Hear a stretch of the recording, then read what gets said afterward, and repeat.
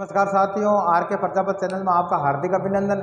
आज का जो हमारा विषय है कक्षा 12 रसायन विज्ञान केमिस्ट्री एनसीईआरटी का सिलेबस राजस्थान माध्यमिक शिक्षा बोर्ड 2022 का जो एग्जाम होगा कक्षा 12 का रसायन विज्ञान, उसमें किस प्रकार के क्वेश्चन आएंगे, किस प्रकार क्वेश्चनों को सोल्व करना है, उसके बारे में हम चर्चा करते हैं। मॉडल पेपर की हमने शुरुआत की, मॉडल पेपर के टोटल 2 वीडियो हमने बना दिए। आज हमारा 30वां वीडियो, 30वें वीडियो के अंदर हम क्वेश्चन लेके आए 30वां नंबर क्वेश्चन। इस क्वेश्चन को समझना, इस क्वेश्चन से रिलेटेड जितने भी क्वेश्चन बनते हैं उन सब की हम चर्चा करते हैं। तो शुरू करते हैं। शुरू करने से पहले जो हमारा क्वेश्चन नंबर 3 है इसको पढ़ते हैं। क्वेश्चन ये कहता है कार्बन और हेलोजन आबंध की प्रगति बताइए। बहुत शानदार क्वेश्चन है। दूसरा क्वेश्चन बन रहा है बेंजीन को फेरिक क्लोराइड की उपस्थिति में क्लोरीन के साथ में अभिकृत करने पर यौगिक X बनता है और यौगिक X को शुष्क इत्र की उपस्थिति में सोडियम के साथ मिलाने पर यौगिक Y बनता है और यौगिक X एवं Y के नाम लिखिए तथा निहित रासायनिक अभिक्रिया का समीकरण लिखिए। बहुत शानदार क्वेश्चन है, अच्छा क्वेश्चन है। इस प्रकार से रिलेटेड क्वेश्चन नीट में और बोर्ड एग्जाम में आए हुए हैं और भी आ सकते हैं, इसलिए इसकी हमें अच्छे से तैयारी करनी है। तैयारी करने से पहले हमें सबसे पहले पढ़ना है, यह क्वेश्चन आ रहा है कार्बन और हेलोजन आबंध की प्रकृति के बारे में पढ़ना है। क्या पढ़ना है? आबंध की जो प्रकृति है वो कैसी है, नेचर कैसी है इसकी।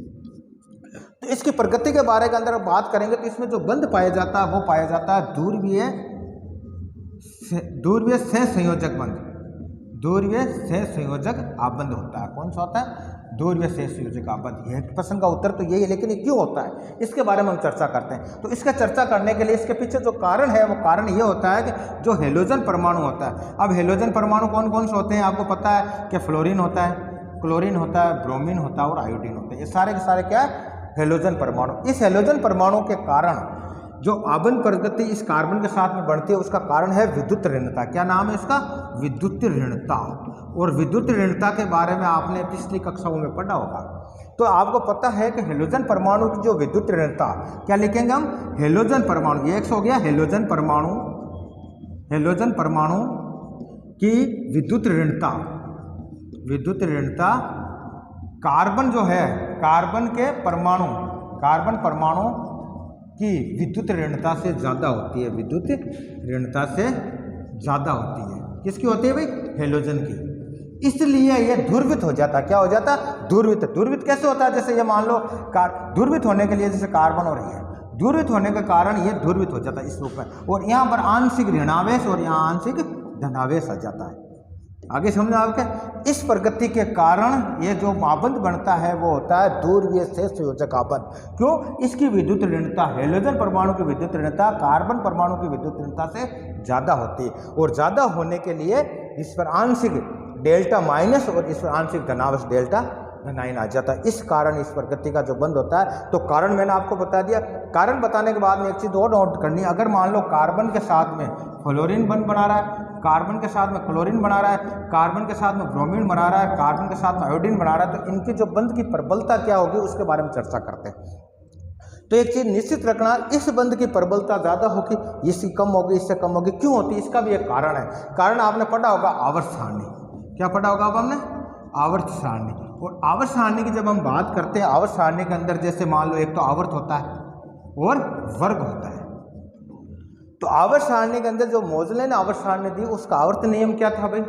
कि कोई भी तत्व या परमाणु है, उस परमाणु के रासायनिक और भौतिक गुणधर्म उसके परमाणु क्रमांकों के आवर्ती फलन होते हैं। समझ गए? तो आवर्ती फलन का मतलब ये हो गया, जैसे वर्ग में आपने पढ़ा होगा, वर्ग में ऊपर से नीचे आने पर परमाणु का आकार बढ़ता है। वर्ग में जब ऊपर से नीचे आते हैं, ऐसे ये वर्ग है, वर्ग में ऊपर से नीचे आने पर परमाणु का आकार बढ़ता है। क्या बढ़ता है? परमाणु का आकार बढ़ता है। और जब परमाणु का आकार बढ़ेगा तो जो बंध की लंबाई है, क्या बोलेंगे? बंध की जो लंबाई है वो भी बढ़ेगी। आगे समझो आपके। और जब लंबाई बढ़ेगी तो उसके अंदर बंध की जो प्रबलता है, जो आबंध की प्रबलता, क्या बोलेंगे हम? आबंध की प्रबलता। और आबंध की प्रबलता घटेगी। क्या करेगी? आबंध की प्रबलता घटेगी। तो ये नोट करना आप, आबंध की प्रबलता जो ऊपर से नीचे आने पर घटेगी। इसका मतलब फ्लोरीन ऊपर है वर्ग में, उसके नीचे क्लोरीन है, फिर ब्रोमीन है, फिर आयोडीन। इसलिए इस बंध की प्रबलता ज़्यादा होगी, इससे कम फिर इसकी होगी, इससे कम इसकी होगी, इससे कम इसकी होगी। ये भी क्वेश्चन बनता है और इसका रीजन मैंने बता दिया कि वर्ग में ऊपर से नीचे आने पर यह कारण होता है। तो अगर मान लो इनकी प्रबलता घटेगी तो इनकी जो बंध एंथैल्पी होगी, क्या होगी? आबंध जो एंथैल्पी पढ़ा होगा आपने 11वीं क्लास में,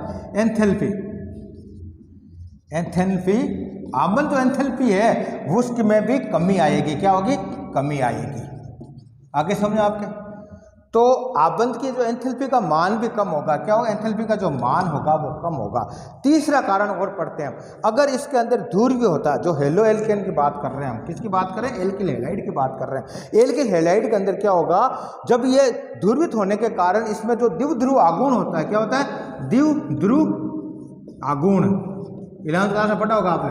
द्विध्रुव जो आगुण होता है, द्विध्रुव आगुण का मान कभी शून्य नहीं होगा। मान कभी भी शून्य नहीं होगा, कभी भी शून्य नहीं होगा। क्यों नहीं होगा? कारण है कि ध्रुवीय प्रकृति होगा, शून्य कभी शून्य नहीं होगा। तो ये नोट करना। आप परीक्षा में एक क्वेश्चन पूछ सकते हैं कि एल्किल हैलाइड की जब बात करते हैं तो द्विध्रुव आगुण शून्य क्यों नहीं होता है? ध्रुवित प्रकृति के कारण। किस कारण होता है? विद्युत ऋणता के कारण होता है। इनकी जो एंथैल्पी का मान होता है ऊपर से नीचे आने पर कम होता है, प्रबलता भी ऊपर से नीचे आने पर कम होती है। इसके ज़्यादा प्रबल जो बंध होगा वो CF का होगा, उससे कम इसका होगा, फिर इसका कम होगा। इस प्रकार क्रम हम इस प्रकार लिखते हैं, इसका जो बंध प्रबल ज़्यादा होगा, इससे कम इसका होता है, इससे कम BR का होगा और इससे कम CI का होगा। यह भी क्वेश्चन आपसे पूछ लिया जाता है। इस प्रकार मैंने इस क्वेश्चन को डिटेल में पढ़ाने का प्रयास किया। अब हम अगला क्वेश्चन पढ़ते हैं, इसको मैं मिटा रहा हूँ। इस प्रकार हमने ये पहला क्वेश्चन सोल्व कर दिया। अब दूसरा क्वेश्चन की हम चर्चा करते हैं। दूसरा जो क्वेश्चन है, क्वेश्चन क्या कहता है भाई? बे क्वेश्चन की हम चर्चा करते हैं। बे क्वेश्चन की बात होती है। बे क्वेश्चन में कहता है बेंजीन को फेरिक क्लोराइड की उपस्थिति में क्लोरीन के साथ अभिकृत करने पर यौगिक X बनता है। यहाँ तक कि समझो। तो सबसे पहले हम बात करेंगे बेंजीन। बेंजीन कैसा होता है भाई? इस प्रकार की संरचना होती है बेंजीन की। मैं बना के बता ही देता हूँ आपको, समझने में आसानी रहेगी। ठीक है। एकांतरकण में डबल बॉन्ड होता है, यहाँ हाइड्रोजन जुड़ा होता है, यहाँ हाइड्रोजन जुड़ा होता है, यहाँ हाइड्रोजन जुड़ा होता है, यहाँ हाइड्रोजन जुड़ा होता है। सब जगह कार्बन की वैलेंसी 4 होती है। पढ़ा ना आपने? इस प्रकार ये जो संरचना होगी उसका नाम है बेंजीन। क्या नाम हो गया? बेंजीन। ये बेंजीन हो गया। अब बेंजीन के अंदर जो क्या कह रहा है भाई? इसके अंदर क्लोरीन कर रहे हैं Cl2 के साथ में रिएक्शन, और जो उत्प्रेरक है वो कौन सा है? Ferric chloride. इसके साथ में रिएक्शन हो रही। इस रिएक्शन को अगर आपको याद हो तो आपने पढ़ा होगा एल्किल हैलाइड और एरिल हैलाइड के अंदर। एरिल हैलाइड के अंदर हमें जो एरिल हैलाइड बनाने वाली विधि के अंदर इसको पढ़ा होगा। ये अभिक्रिया कौन सी अभिक्रिया होती है? तो इस अभिक्रिया का नाम है इलेक्ट्रॉन संलयी प्रतिस्थापन अभिक्रिया। क्या नाम है इसका? इलेक्ट्रॉन संलयी प्रतिस्थापन अभिक्रिया। प्रतिस्थापन अभिक्रिया ये इंपॉर्टेंट अभिक्रिया है, जिससे हम क्या करते हैं? एरिल हैलाइड प्राप्त करते हैं। एरिल हैलाइड प्राप्त करने की जो विधि है उसका नाम इलेक्ट्रॉन संलयी प्रतिस्थापन अभिक्रिया। 11वीं क्लास में पढ़ा होगा आप। ये किस प्रकार अभिक्रिया करती है उसके बारे में हम चर्चा करते हैं। तो इसके जो क्लोरीन के 2 परमाणु, एक ये पुलन, इस Cl ये S था, इसको प्रतिस्थापित करता है। क्या करता है? इलेक्ट्रॉन संलयी प्रतिस्थापन, इसको प्रतिस्थापित करता है। Cl इसके साथ में यहाँ जाता है और ये जो S बचा है वो यहाँ जाता है। इस प्रकार की जो अभिक्रिया होती है उससे हम बोलते हैं इलेक्ट्रॉन संलयी प्रतिस्थापन अभिक्रिया। सूत्र क्या बना? देखो आप, ये सूत्र बन गया। ये एकांतरकण में डबल बॉन्ड कर दो आप, यहाँ S लगा दिया, यहाँ S लगा दिया, S लगा दिया, H, और इसके साथ में क्या आ गया? आपके Cl आ गया प्लस HCl बन गया। इस प्रकार की जो अभिक्रिया होती है उसके अंदर हमने क्या प्राप्त कर लिया? हमें जो प्राप्त हुआ वो हो गया आपके ये Cl। इसका नाम क्या हो गया? क्लोरोबेंजीन। क्या बोलेंगे इसको? क्लोरोबेंजीन। समझ में आ रही है? क्लोरोबेंजीन और HCl प्राप्त होता है। इस अभिक्रिया का जो नाम है इलेक्ट्रॉन संलयी प्रतिस्थापन अभिक्रिया। ये नोट करना। इसका एक एग्जांपल और भी दे दूंगा मैं आपको, क्वेश्चन आ सकता है, इससे रिलेटेड क्वेश्चन आ सकता है। अब इसके अंदर ये जो बोलते हैं इसको लुईस अम्ल बोलते हैं। क्या बोलते हैं? लुईस अम्ल। अब लुईस अम्ल के साथ में हो सकती है, आयरन के साथ में रिएक्शन हो सकती है, इसको भी हम बताएंगे। लुईस अम्ल किसे कहते हैं? आपने अम्ल और क्षार की परिभाषा पढ़ी होगी। आर्यनियस का सिद्धांत आया था, ब्रांस्टेड लोरी का था, लुईस अवधारणा थी, 10वीं क्लास में आपने पढ़ा होगा। और अगला जो वीडियो बनाएंगे अम्ल और क्षार के, उसका हम आपको विस्तृत से बताएंगे। ठीक है। फिलहाल आपको ये देख लो, लुईस अम्ल की बात करते हैं। अब इसके अंदर हो गया भाई आई अभिक्रिया हो गई। इसके अंदर जो प्राप्त हुआ ये हमें X प्राप्त हो गया। क्या प्राप्त हो गया? X अभिक्रिया का अनुसार। X हमारे सामने क्या पड़ा? क्लोरोबेंजीन। अब इस अभिक्रिया के साथ में एक अभिक्रिया और बता सकता हूँ जो इंपॉर्टेंट आपके प्रश्न के हिसाब से इंपॉर्टेंट है। उस इंपॉर्टेंट के अंदर आपने टोल्यूइन के बारे में पढ़ा होगा। जैसे मान लो ये कार्बन है, इस बेंजीन की संरचना हम प्राप्त करते हैं। एकांतरकण में डबल बॉन्ड होता है, ठीक है, या H होता है, H होता है। इस चीज़ को समझना आप, ये बेंजीन होता है और इस जगह अगर एक मेथिल समूह जुड़ा होता है। क्या जुड़ा होता है? मेथिल समूह। इस प्रकार की जो संरचना होती है उसका नाम है टोल्यूइन नाम होता है। क्या होता है? टोल्यूइन। टोल्यून जो होता है ये भी एरिल हैलाइड प्राप्त करने में काम करता है। तो इसकी भी रिएक्शन अगर मान लो हम क्लोरीन से कर रहे हैं और ये अभिक्रिया अंधेरे में होती है, इसका उत्प्रेरक आयरन होता है, किस में होती है? अंधेरे में होती है अभिक्रिया। अंधेरे में कराने पर इस अभिक्रिया में 2 प्रोडक्ट प्राप्त होते हैं। कितने प्रोडक्ट होते हैं?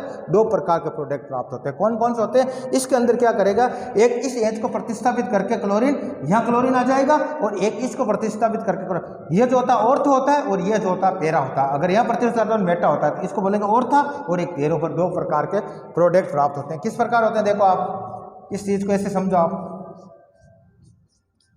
एकांत त्रिकण में डबल बॉन्ड है, ये डबल बॉन्ड लगा दिया। अभी ऐसे ऐसे सब जगह लगाई देते हैं। यहाँ तो मेथिल समूह है ही है, यहाँ एच है, यहाँ एच है, यहाँ। अब इसमें क्या होता है, ये Cl यहाँ आ जाता है और ये बन गया Cl। आगे समझें। दूसरी जो समीकरण होगा उसमें इस किस प्रकार होगा, कार्बन, इस प्रकार हम पढ़ेंगे। डबल बॉन्ड एकांत त्रिकण में है और H यहाँ यह बना हुआ है CH3, यहाँ H है, यहाँ H है, यहाँ H है, यहाँ H है। लेकिन इसमें इस जगह Cl आ जाएगा। क्या आ जाएगा? Cl। तो ये तो बना ऑर्थो क्लोरोटोल्यून और ये बन जाएगा आपके पैरा क्लोरोटोल्यून। 2 प्रकार के प्रोडक्ट प्राप्त होते हैं इस अभिक्रिया के अंदर। अभिक्रिया का नाम है इलेक्ट्रॉन संघ प्रतिस्थापन अभिक्रिया। उत्प्रेरक का जो काम है आयरन लेते हैं। अंधेरे में ये अभिक्रिया संपन्न होती है। इसका अगर नाम लिखेंगे तो नाम हो जाएगा ऑर्थो क्लोरो टोल्यूइन, टोल्यूइन, ठीक है। और ये हो गया पैरा क्लोरो टोल्यूइन। इस प्रकार इस अभिक्रिया को हमने प्राप्त कर लिया, इलेक्ट्रॉन संघ प्रतिस्थापन अभिक्रिया, और यह भी अभिक्रिया आ सकती है। अगली अभिक्रिया हम टोल्यूइन किस प्रकार प्राप्त करते हैं इसके बारे में हम चर्चा करेंगे। लेकिन अभी जो हमारा समीकरण चल रहा है उसको साथ में लेकर करते हैं। तो एक से हमारा क्या आया, क्लोरो आया, क्लोरोबेंजीन। इसको इस प्रकार भी लिख सकते हैं समझने के लिए, कोई टेंशन वाली बात है। इसको ऐसे भी लिख सकते हैं, आगे समझ कर। अगर इसको ऐसे भी लिख देंगे तो भी वो क्लोरोबेंजीन ही होगा, नोट कर लेना आप। इसको अगर इस प्रकार भी लिखेंगे, एकांत त्रिकण में डबल बॉन्ड, ऐसे भी लिख दिया तो भी ये क्लोरोबेंजीन। कैसे भी लिख सकते हैं, समझने के लिए ज़्यादा मेथड ये रहता है, ठीक है। अब हम चर्चा करते हैं, हमें जो X प्राप्त हो गया, X के साथ में रिएक्शन करा रहे हैं शुष्क ईथर के साथ में, सोडियम धातु के साथ में इसकी क्रिया होती है और किस प्रकार होती है उसके बारे में चर्चा करते हैं। चलो इसको मैं मिटा रहा हूँ। अब इसके अंदर अब हम चलते हैं अगले सवाल में। अब जो आ रहा है हमारे X प्राप्त हो गया। X हमें क्या प्राप्त हुआ, जैसे इस प्रकार मैंने आपको बताया था, ये जो हमें प्राप्त हो गया, यहाँ जैसे मान लो हमारे क्लोरीन हो गया, इसका नाम है क्लोरोबेंजीन, जो हमें X प्राप्त हुआ। क्या नाम है इसका, क्लोरोबेंजीन। क्लोरोबेंजीन प्राप्त हो गया भाई। इस क्लोरोबेंजीन की यह कह रहा अभिक्रिया किससे करा रहे हैं, सोडियम से करवा रहे हैं।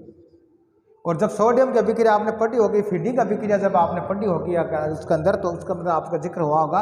और इसके अंदर जो उत्प्रेरक क्या काम ले रहे, शुष्क ईथर काम ले रहे हैं। जब शुष्क ईथर की होती है, सोडियम के साथ में क्रिया होती है। जब आपने पढ़ा होगा एरिल हैलाइड के बारे में, जब उनके साथ में धातुओं के साथ में क्रिया होती है, मैग्नीशियम के साथ में क्रिया होती है, सोडियम के साथ में क्रिया होती है, मैग्नीशियम के साथ में करते हैं तो ग्रिग्नार अभिकर्मक बढ़ता है, और अगर हम सोडियम के साथ में करते हैं तो डाइफेनिल बनता है। क्योंकि इसके बारे में आपने पढ़ा होगा। तो ये रिएक्शन कैसे होती है, सोडियम के 2 अणु लेने पड़ते हैं, ठीक है, और 2 ही अणु इसके लेने पड़ते हैं क्लोरोबेंजीन के। जैसे इस प्रकार हम इसको समझ सकते हैं। और यहाँ क्या जुड़ा हुआ भी, Cl जुड़ा हुआ। यह रिएक्शन होती है। उपस्थिति किसकी होती है इसके अंदर, जो उपस्थिति उत्प्रेरक होता है वो होता है शुष्क ईथर। क्या होता है, शुष्क ईथर।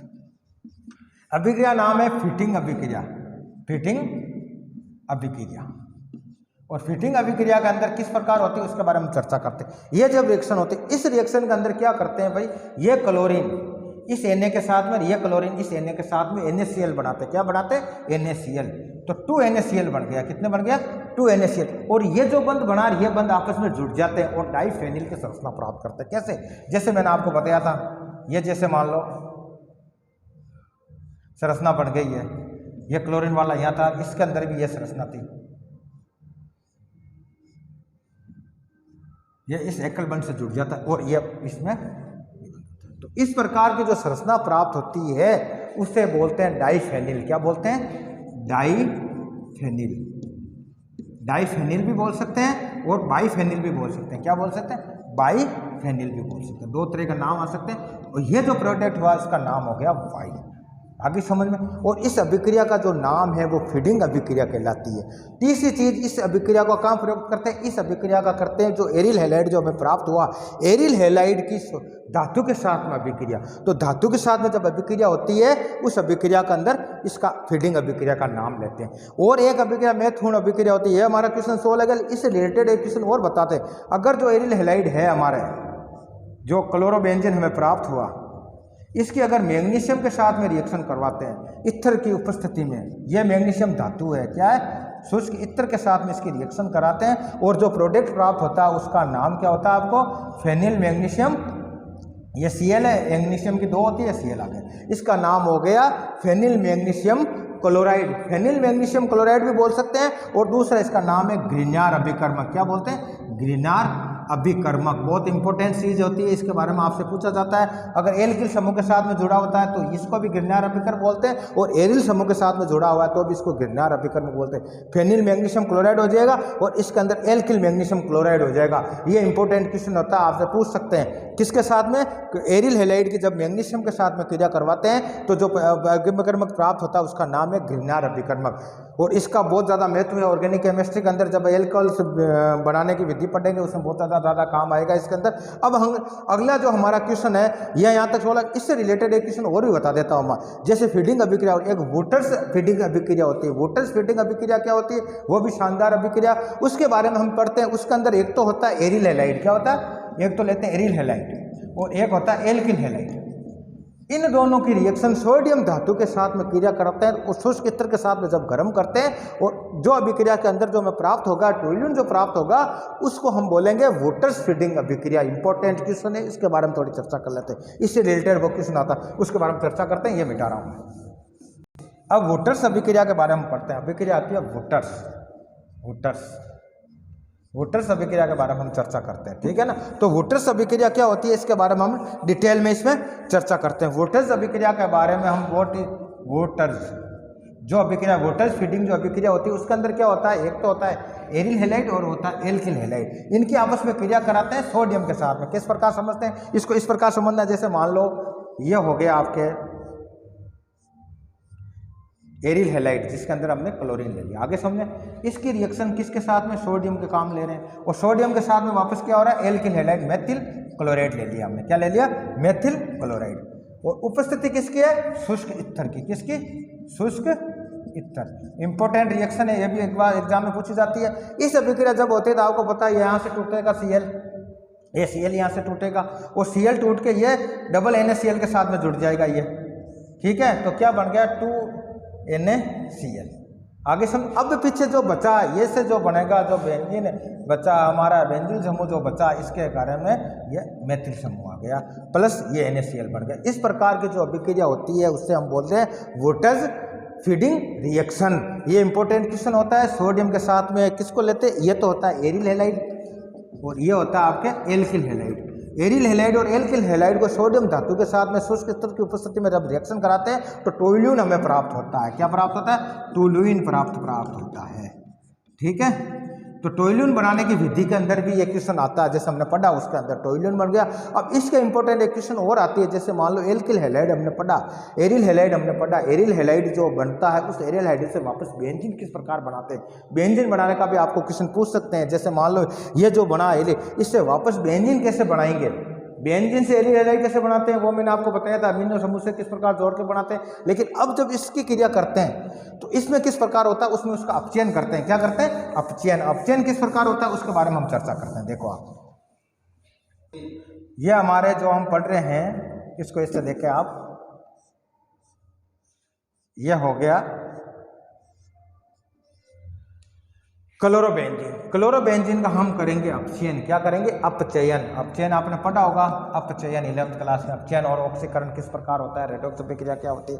तो इसके अंदर यह हाइड्रोजन होता है, किसकी उपस्थिति में करते हैं? निकल और एल्युमिनियम का चूर्ण लेते हैं और सोडियम हाइड्रोक्साइड इसके मिश्रण में इसको काम लेते हैं। और ये अभिक्रिया किस प्रकार होती है, तो इस चीज़ को आप समझना। इसके दो लेते हैं हाइड्रोजन, अपचयन करते हैं, हाइड्रोजन का योग होता है। हाइड्रोजन का योग होगा तो इस Cl की जगह H आ जाएगा। क्या आ जाएगा?